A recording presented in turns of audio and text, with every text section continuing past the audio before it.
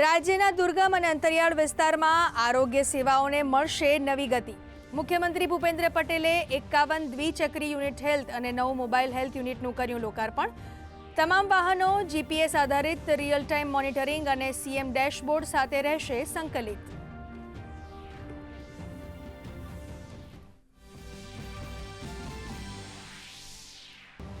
ગાંધીનગર ખાતે 6-4 બી સર્કલનું નામ બદલીને રખાયું ભારતીય તટરક્ષક સંવર્ણ જયંતિ સર્કલ. સમગ્ર દેશમાં ભારતીય તટરક્ષક દળ આઈસીજીને સમર્પિત સૌપ્રથમ સર્કલ. નાયબ મુખ્યમંત્રી હર્ષ સંઘવીના હસ્તે કરાયું ઉદ્ઘાટન.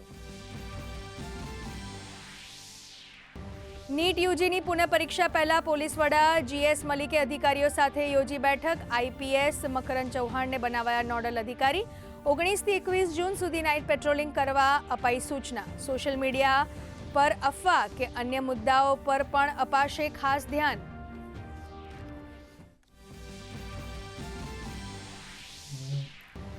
રાજ્યમાં ભાવનગર, સુરત, જામનગર અને વડોદરા માનપાને બોમ્બથી ઉડાવવાની ધમકીભર્યો મળ્યો ઈમેલ. વહીવટીતંત્ર અને પોલીસ વિભાગ થયું એલર્ટ. તપાસમાં કાંઈ વાંધાજનક ન મળતા તંત્રએ લીધો રાહતનો શ્વાસ. ક્રાઇમ ટીમને સોંપાઈ તપાસ.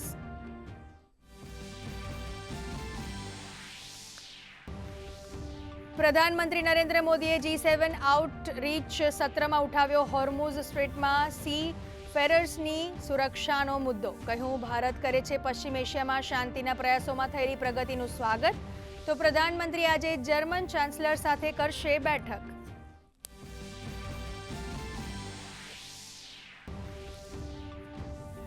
સંરક્ષણ ક્ષેત્રે ભારતનો નવો કીર્તિમાન. નાણાકીય વર્ષ 2025-26માં ₹1.78 લાખ કરોડનું રેકોર્ડ બ્રેક સંરક્ષણ ઉત્પાદન.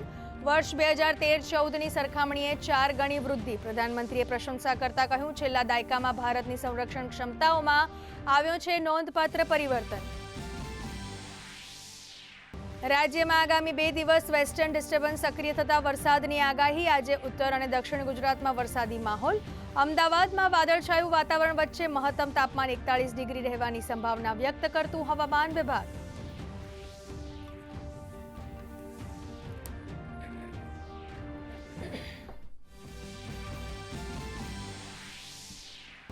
વૈશ્વિક સકારાત્મક વલણોને પગલે ભારતીય શેર બજાર ગ્રીન ઝોનમાં બંધ. બીએસસીનો સેન્સેક્સ 350 પોઈન્ટ વધીને 77,100 તો નિફ્ટી 24,000 નજીક બંધ. આઈટી બેંક શેરોમાં તેજી. સોના ચાંદીના ભાવમાં સામાન્ય ઘટાડો.